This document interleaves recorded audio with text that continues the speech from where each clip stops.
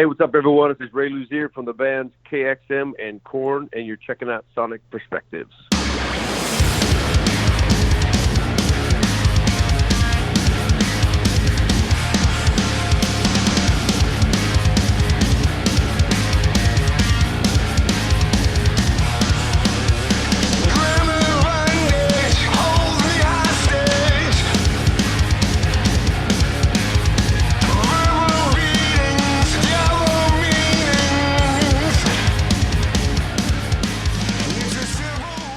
And welcome to another interview here at Sonic Perspectives. My name is Austin Kokel, contributing author and interviewer with the Sonic Perspectives team. And coming out on September 13th, we have the album Circle of Dolls coming from KXM, a fantastic band featuring Doug Pinnick from King's X, George Lynch from Lynch Mob, The End Machine, and Dokken back in the day. And my guest today, Ray Luzier of KORN. How are you today, sir? I am fantastic. We're right in the middle of a tour right now, and going really well. We're out with Alice in Chains, and it's pummeling for sure. Doesn't get much better than that. I mean, they are like wall of sound defined these days, so that's amazing. Appreciate you taking the time.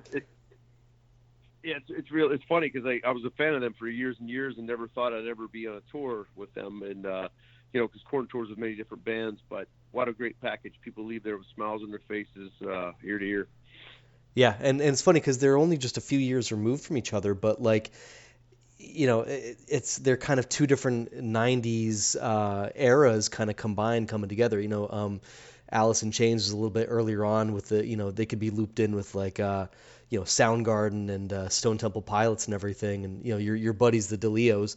And then KORN is a little bit of the new era from then, but you put them together in 2019 and it still works, Yeah, totally. The turnouts have been ginormous. Like everything's sold or almost next to sold out. It's a really great time for it. As it should be, especially, with you and KORN and having, four of the guys, the original members with you and everything. It's like, and Alice in Chains sounds amazing these days. I mean, the albums they're coming out with are fantastic. A lot of people didn't think after Lane Staley died that it would really ever continue, but they're as good as ever in my opinion. Yeah. Absolutely. It's funny because I always go to Cantrell's dressing room and I'm like, hey man, like I want to hear some more new stuff because I'm a huge fan. We share the same producer, Nick Raskulinix, did the last 3 Alice in Chains, and he did our last 2 KORN records, and they just sound so great. For only having 2 original members left in that band, they really just still have it. It's great. Yeah. And and I love Jerry Cantrell's solo stuff too. I mean, I actually saw him in Pittsburgh, funny enough, at Metropole back in 2001. He was on a solo tour, and he had William with him then, and he even kills it doing solo stuff. But Yep. So anyway, not to talk about too much about the bands we love. Let's just talk about you and what's going on with KXM a little bit. I was recently watching an older interview you did with Charlie from Anthrax, right when KXM was first coming out, and you were teasing KXM as a new thing, and all of a sudden we're on album number 3, which is just crazy. I mean, I knew from the start though that this special brew of you and Doug and George Lynch, and I'm a huge King's X fan, but I knew that this would transcend, side project or supergroup, and it felt like an actual band with something to say. So what's it like for you to be at this stage of the band's history where you guys have a hat trick of albums going? Yeah, it's very fortunate, and feel very lucky to be to have so many great musicians in my world and career, and definitely blessed to play with a lot of great ones. The whole King's X thing, the KXM thing, come up just at my party I had for my 1-year-old at the time, and George was in my bedroom looking at guitars, and I go, check out my studio, man, you got to see this. Like, I got all these weird guitars, and everyone from the party kind of trickled out. It was me, Doug, and George left at the end, and he goes, this would make a great lineup. I'm like, yeah, right, that's like a dream for me.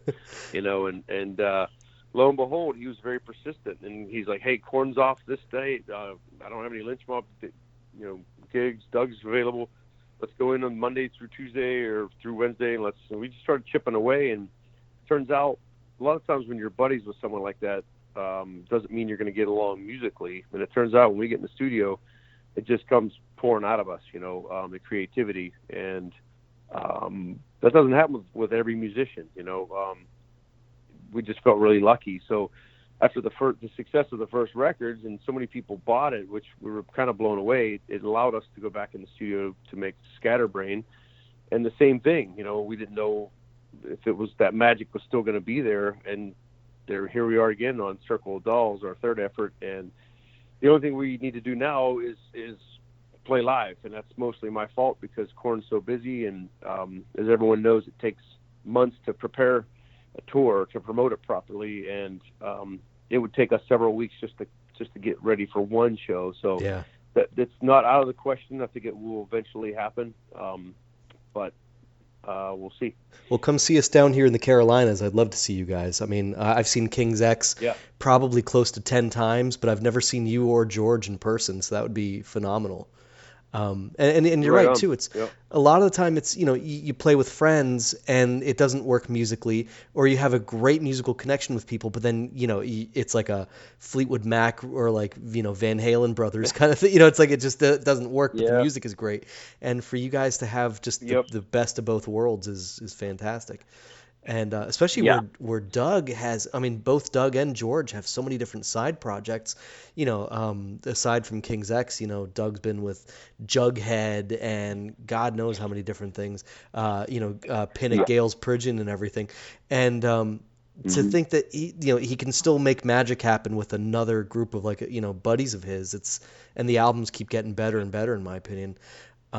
George. No, meanwhile, I mean, he always amazes me with his chameleon-like playing. What he was doing with Dokken, back in the day, like Mr. Scary and everything, versus his new band with some of the Dokken guys, the End Machine, versus what he does with KXM. He's so versatile, and he plays with such rhythmic intensity in KXM, which is a great match for you, because, I mean, obviously you're a huge force behind the kit. And, of course, what you do with KORN is just, larger than life. So what's it like going from playing with Fieldy and Monkey and Head to playing with George and Doug? I mean, what's that contrast like? It's a pretty vast contrast, I'll tell you, because no one plays like KORN. That's for dang sure. This is October starts my 13th year, and they've been around for 25. So yeah, congratulations, man. That's different awesome. Animals. Thank you. Yeah, thank you. I had no idea. If you'd have told me 15 years ago I'd have been in KORN for 12 years, I would have laughed in your face. Yeah. But because you never know, the music business is a very fickle thing, as everybody knows, and being in bands are like mini marriages. You have to. Some people's hearts get out of it. Some people just for whatever reason just move on. So it's a different animal, and that's what I love. I love the fact that all of the members of KORN, we have something going on outside the band creatively in different avenues. And I think it's what makes KORN what they are, because there's so many different interests in the band. John, the last thing he'll listen to is metal or hard rock. I mean, he's like an 80s pop guy, and he loves funk, and he'd rather listen to Parliament record than the new Slipknot. That's just can't go wrong with Bootsy, man. Yeah, I mean, it's like, but then Head's a metalhead, and we're all like 80s. We all look. It's funny because if you go in Brian Head Welch's bedroom in Bakersfield, his parents' house, there's pictures of George Lynch on his wall back from when. I mean, he laughs the fact that I'm in a band with George Lynch, because that's one of the reasons he picked the guitar up. If there's a mutual respect for everyone's avenues that we take, and but it's definitely a different animal. I mean, the groove and the power KORN has it took me years to get deep inside it. It's not the fact that like, I can play those drum parts. It has nothing to do with that. It's all, do you get what this vibe is all about, and this energy and this feel and the heart and soul and everything. It is not, all my experience from all my previous bands obviously contribute to everything that I have today, but I come from a vastly wacky background of from playing with David Lee Roth for 8 years to Jakey Lee to, Army of Anyone, to all the sessions of the over 100 records that I've played on that are really different, So it's really cool to have the outlet and creativity. The difference between KXM and KORN, there's no producer with KXM whatsoever. So it's me, Doug, and George in a room. We have our engineer, Chris Collier, who's an amazing engineer, producer, mixer.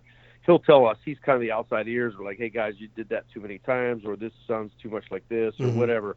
But for the most part, it's 100% us. which is great. With KORN, you have a producer, someone as great as Nick Raskulinix, offering their opinion, saying, "Hey, you guys it's a little too this," or "Hey, Ray, don't play that drum fill here, play it here." And it's interesting because at first you get kind of hurt a little bit. You're like, "Wait, I'm being creative. Why are you crushing my creativity?" Yep. And then you listen to the song at the end of the day, and you're like, "Oh, he was right."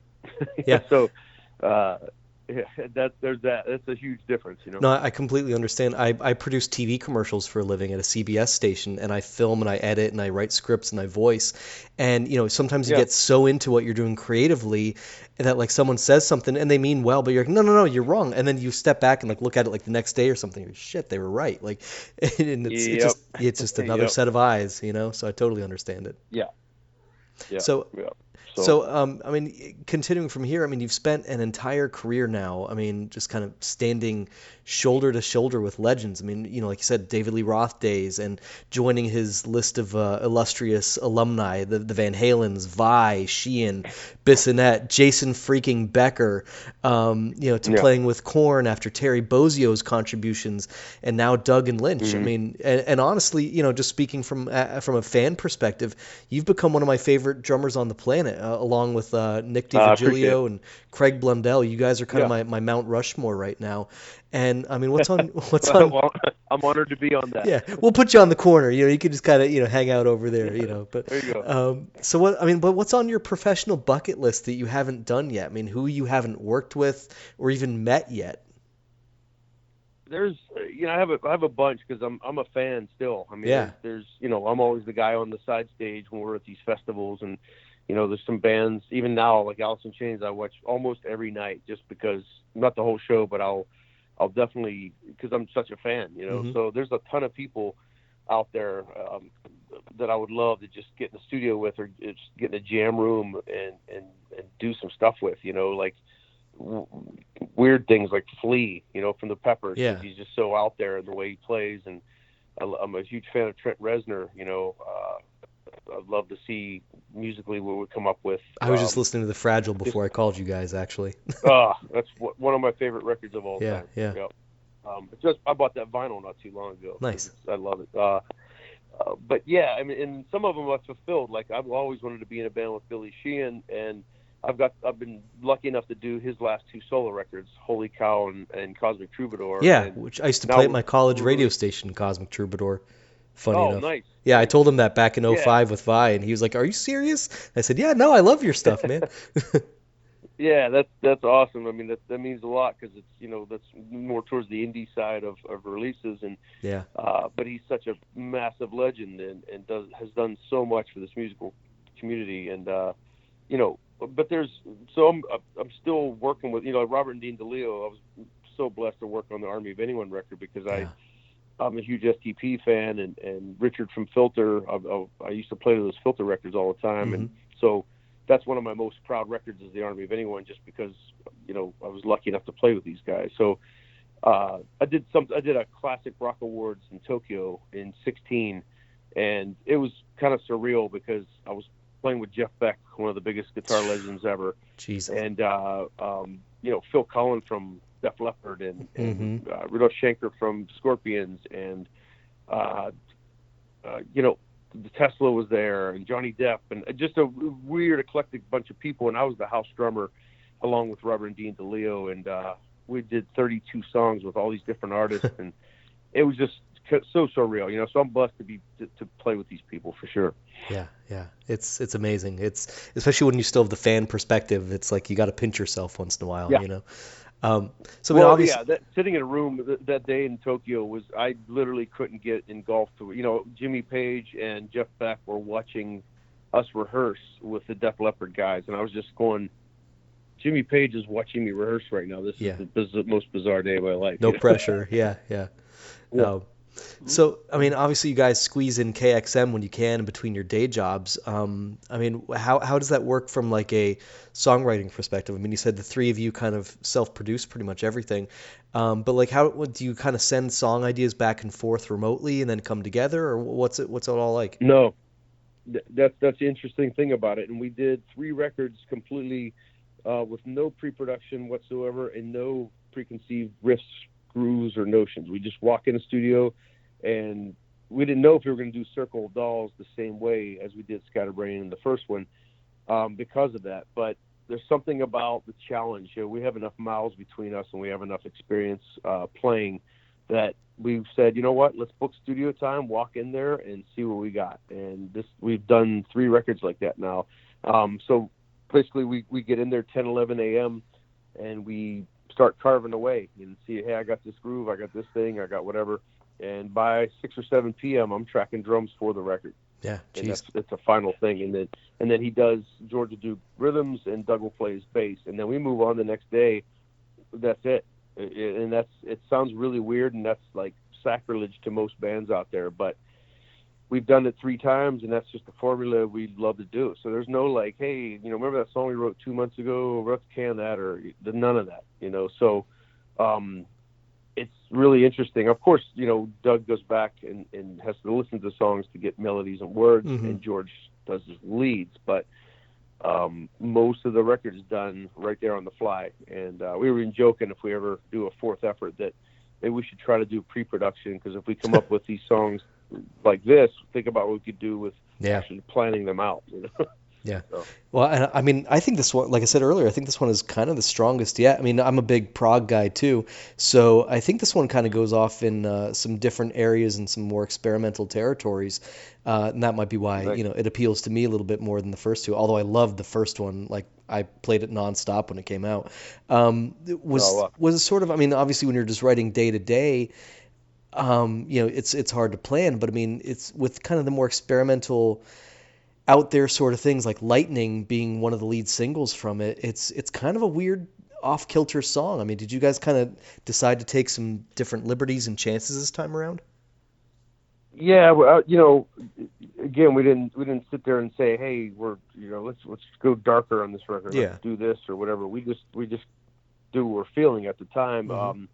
What I love about George, it takes him out of his realm, out of his quote shredding zone and what he's known for. And a song like Lightning, to sit there and click the toggle switch in triplet forms instead of doing check this out, I'm George Lynch legend, I'm going to do this cool riff. I started playing that groove on drums, and Doug came in with his bass line, and George just went completely left field with this weird off time, groove in the verses until the chorus kicks in. So that's the perfect example of KXM, something that could have been, he could have wrote a totally progressive thing over that if he wanted to. And he knows that we're all trying to be a little bit more experimental on our grooves. And, some of those grooves I could never play in KORN, they'd be way too busy or way too much. But like I said, there's no rules. So yeah, there's no, rhyme or reason for it. I mean, War of Words is a totally different kickoff. I mean, it's just a banger in your face kind of tune, and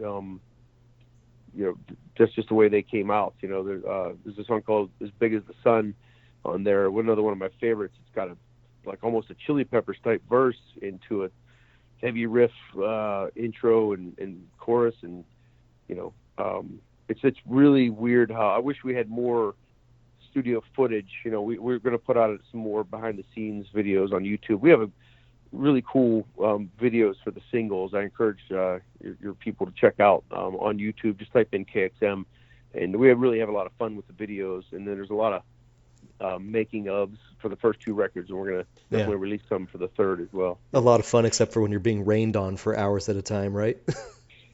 Yeah, well, that's a funny story about Lightning. The producer for that, Sebastian Paquette and Jamie Brown, that did these videos, Sebastian called me up and said, hey, man, this is a weird question, but do you happen to have a drum kit you could submerge in water? I wondered about the logistics of that. And I go, no, are you crazy? And he goes, don't you have 27 drum kits? I'm like, yeah. I go, but they all mean something to me. Like, this was used on this record. This was this tour. And then, so I kind of blew it off, and I thought about it, and I go, you know what? The first drum kit I ever bought with my own money in Pittsburgh, I painted buildings to save up one drum at a time. It's sitting in Bakersfield in the KORN studio, pretty much rotting. I've used on the 9.0 record, Darren Householder, a couple of my first records I ever did.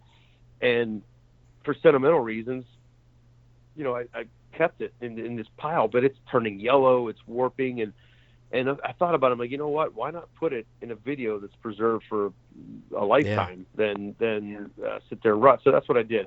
That's about half the drum kit that I bought.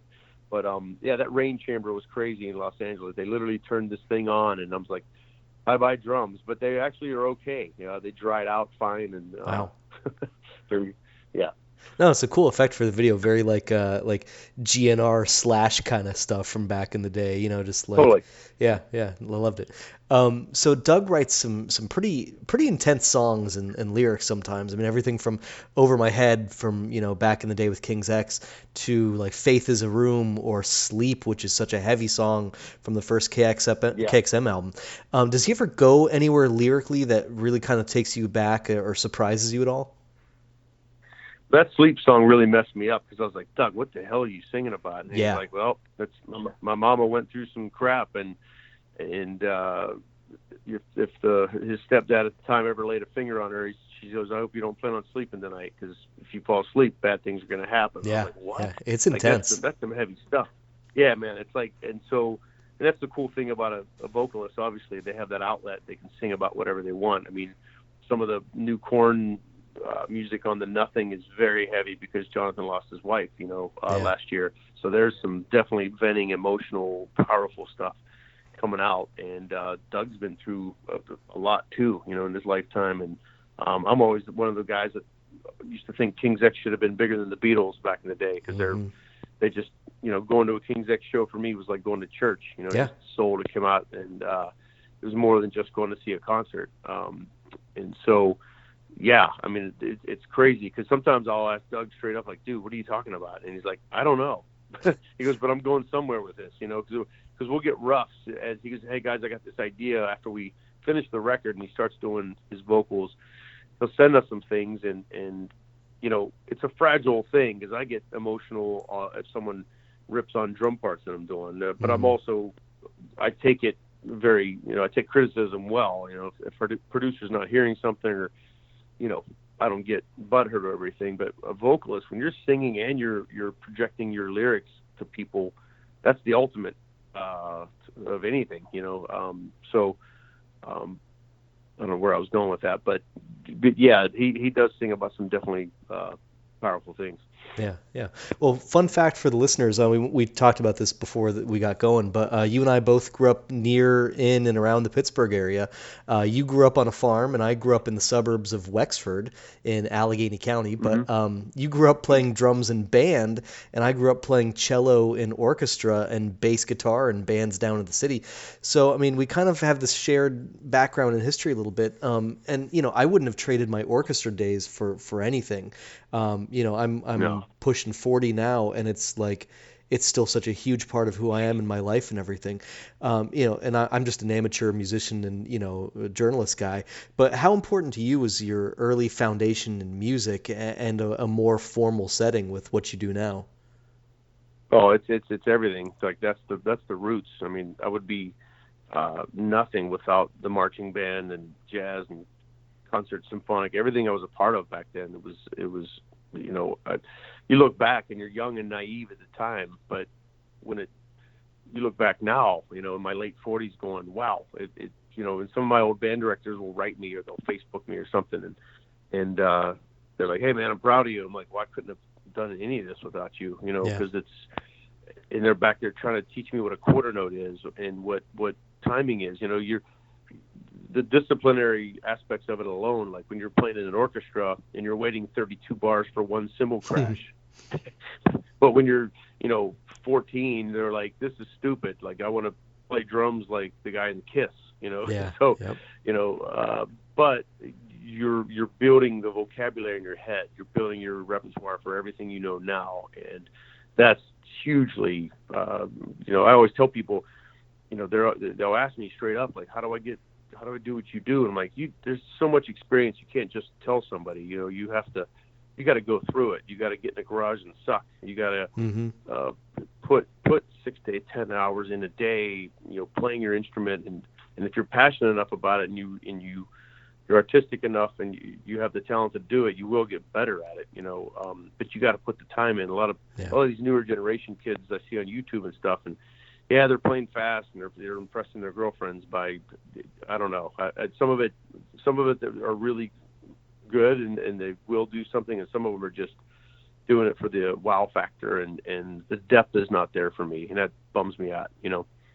Yeah, there's no replacement of going from learning hot cross buns to like playing in the pit orchestra for West Side Story, which is exactly what I did. And, even, aside from playing bass and everything, with bands and rocking out and, meeting girls and all that stuff, it's even within just the scope of my beginning to end of like being an orchestra musician, playing in West Side Story was one of the greatest things I've ever done. Leonard Bernstein was like a genius, par none. And just going from like the basics to, just the top end of doing that kind of thing is just an amazing journey in and of itself, let alone what that can lead to. So like, don't just go on YouTube and just learn to, play fast. There's more to life than that. Yeah. I totally agree. Absolutely. And you just got to embrace it. I always tell up and comers, like, you got to soak it in, let alone learning how the music business works. You really got to network. You really got to put the time and hours in. Yeah, absolutely. So, I want to be respectful of your time. Let's talk real quick.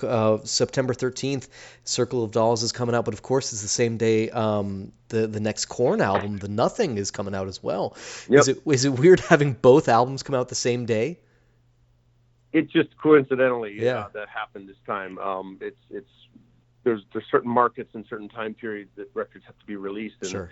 And Joe from Rat Pack called me and said, "Hey, this is kind of weird, but this record's coming out the same day as KORN." I went, But you know what? It's to me, it's two of my favorite records I've done this far, and that's going to be a great release day for me because I'm very proud of both of these records. The new KORN is just so powerful and emotional, and it's I think fans are going to freak the hell out. It's really it's got elements of the past KORN. It's got modern sounds. It's I've never heard Jonathan Davis sound better than this. It's like it's really mind blowing to me. So I can't wait for everyone to hear it. Yeah. What have things been like creatively since kind of going with the dubstep sound a little while ago? What sort of, obviously you can't tell us everything about it, but what's it been like coming up with the next step for the band after that? Well, that's the thing. Like that's what I love about Jonathan. He's not afraid to take chances on stuff. Even when we did the KORN 3, Remember Who You Are record, that was my first full studio record, and we went back in with producer Ross Robinson, and which was a crazy thing to do because it was a very unethically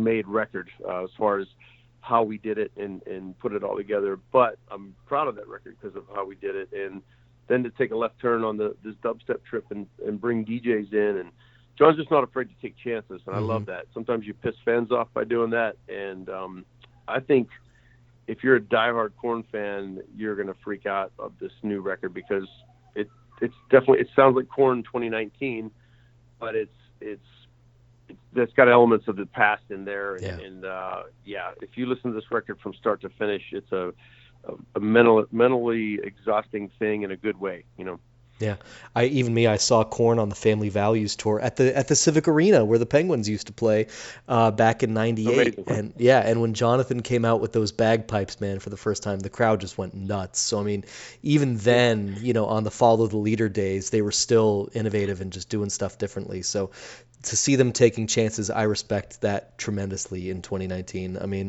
Go dubstep, do whatever you want. It's your career, it's your music, enjoy it. Yeah, absolutely. And it's cool that the fans are so supportive. Like you can't bullshit the fans. They know what's going on, especially fans that have been around for so many years. There's people that get turned on to KORN off of Serenity of Suffering, the last record, and then there's people that have been there since the first record, and they know what's up. You can't half-ass anything. That's what I love about the last few records we've made. It's everyone's in a good headspace. Everyone's all about their music and families, and there's no substance or drama, anything to get in the way. And I think it shows, you know. Absolutely.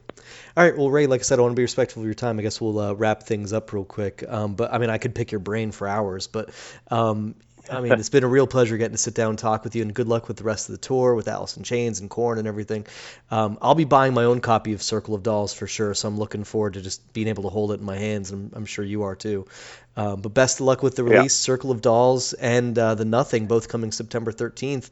And thanks for taking the time to chat with me here at Sonic Perspectives. I appreciate it, brother, and all the best to you, and everyone be good to one another out there. All right, thanks so much for listening to this interview about the new KXM album with Ray Luzier. Once again, this is Austin Kokel from Sonic Perspectives, and I'll leave you guys now with Lightning from KXM's Circle of Dolls album, due out on the 13th of September. Remember, you can follow us on Facebook and Twitter, and subscribe to our YouTube channel and podcasts for more interviews, reviews, and episodes of Talking Perspectives from time to time. All of those links are on this page. So thanks again for listening.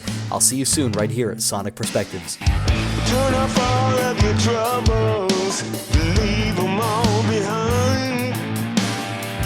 Maybe just for a second, see beyond the blind. You can do it if you want to. If you go, it's alright. And every day there's a new way to fight